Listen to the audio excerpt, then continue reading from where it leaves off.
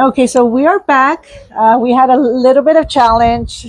Our phone, our video has been disconnecting a little bit, but thank you so very much for coping with all these technical issues. And thank you. I really appreciate you that you're still here with me. So we're gonna move forward. So Karen, you were mentioning about your ladies, your children, that you actually had standards for them, Hmm. high standards, and they actually did very well in school. One of the things that I'm interested in wanting to know is how did you protect them from getting hurt while they were growing up? As a parent, I think we want to always be able to protect our kids from everything.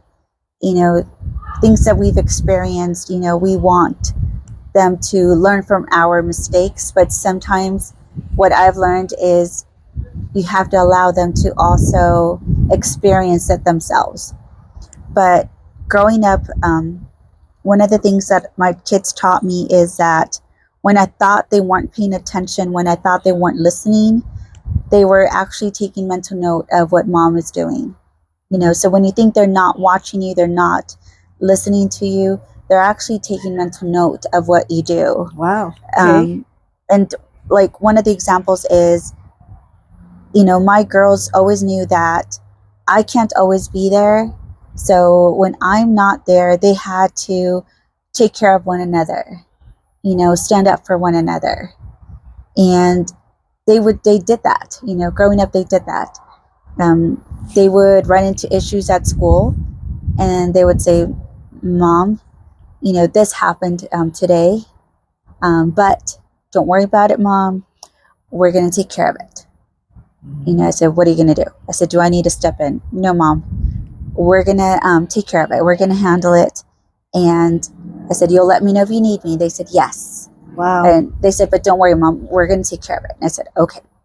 And when they would say take care of it, they meant they would resolve the issue, but in a peaceful manner. Okay.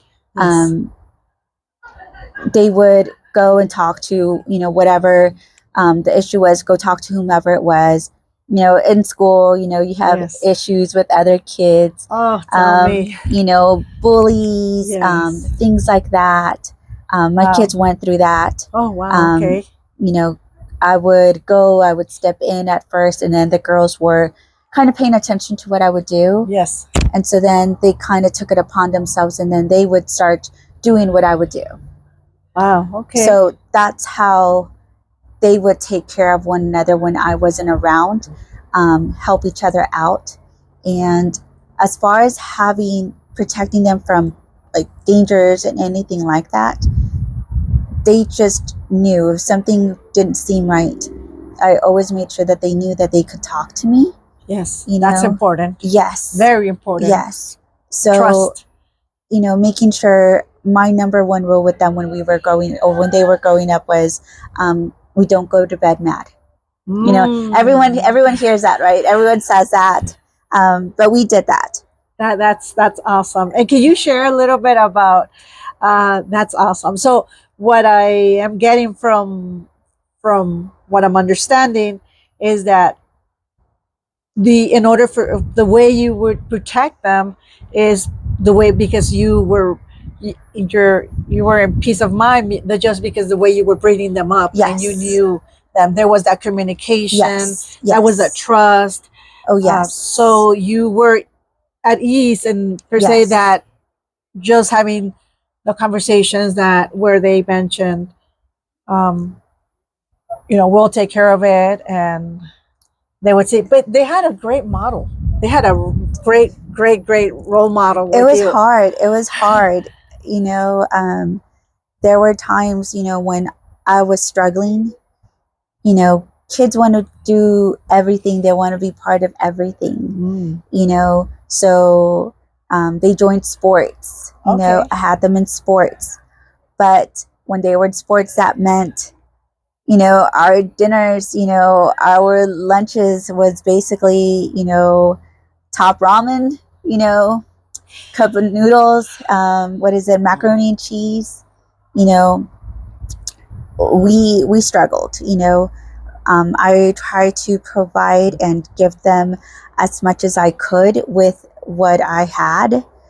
And one of the things that I love the most is that now that my kids are grown, they remember, you know, they remember where we were at and where we are now. Yes. And that's, to me, that's so important. And it makes me so proud. And I just, my thing was, I just really wanted to have a really close relationship with my kids.